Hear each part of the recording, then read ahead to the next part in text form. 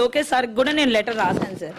రాసినా వాళ్ళు తీసుకొని పక్కన పడేశారు, కానీ వాళ్ళు ఏం అసలుకి ఎటువంటి రిప్లై లేదు సార్. తర్వాత గ్రీవెన్స్కి అప్లై చేశాను సార్. ఫస్ట్ ఉమెన్ కాబట్టి ఉమెన్ రిజర్వేషన్ ఉంటేనే నన్ను పిలిచారు సార్. ఇక్కడ ఉమెన్కి ఒక పోస్ట్ ఉంది సార్, వచ్చిన నోటిఫికేషన్లో క్లియర్గా మెన్షన్ చేశారు సార్. అటువంటిది ఫస్ట్ ఉమెన్ నేనే సార్.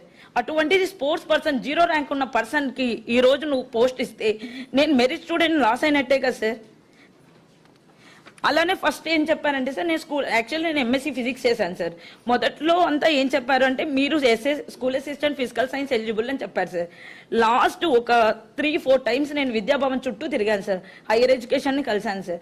మీరు ఫిజికల్ సైన్స్ ఎలిజిబిలిటీ ఉంటేనే చెప్పండి మేము చదువుతాము, లేదంటే లేదు అని అడిగాను సార్. లేదు అమ్మా మీకు ఫిజికల్ సైన్స్ ఎలిజిబిలిటీ ఇచ్చాము, ఓన్లీ ఒక ఎంపీసీఎస్కి ఒక్కటే అన్యాయం జరిగింది సార్. ఎంపీసీకి ఎంపీఈకి అలానే డిగ్రీలో బీసీఏ చదివిన వాళ్ళకి కూడా ఫిజికల్ సైన్స్ ఎలిజిబిలిటీ ఉంది సార్. ఓన్లీ కంప్యూటర్ సైన్స్ చదివిన వాళ్ళకి మాత్రమే లేదు సార్ డిగ్రీలో. నేను 3 ఇయర్స్ డిగ్రీలో ఫిజిక్స్ చేశాను సార్. అలానే 2 ఇయర్స్ ఎంఎస్సీ కూడా చేశాను సార్. మీరు ఏం చేసుకుంటారో చేసుకోండి అని చెప్పారు సార్. ఇంకా మ్యాథమెటిక్స్ అవకాశం ఉందని లాస్ట్ ఇంకా నోటిఫికేషన్ ఏప్రిల్లో వస్తే అప్పుడు కూర్చొని చదివి నేను జాబ్ కొట్టాను సార్. ఫైనల్లీ సెలక్షన్ లిస్ట్లో నేమ్ లేదు సార్. మాకు ఎలా అయినా న్యాయం చేయాలని కోరుకుంటున్నాం. అలాంటప్పుడు వెన్నిస్ట్1 వెరిఫికేషన్ పిలవకూడదు సార్. మమ్మల్ని అక్కడే ఆగిపోయి ఉంటాం సార్. 3 months బయటికి రాలేకపోయాం సార్. అసలుకి చాలా సఫర్ అయ్యాం సార్. నాతో పాటు మా పేరెంట్స్ కూడా సఫర్ అయ్యారు సార్.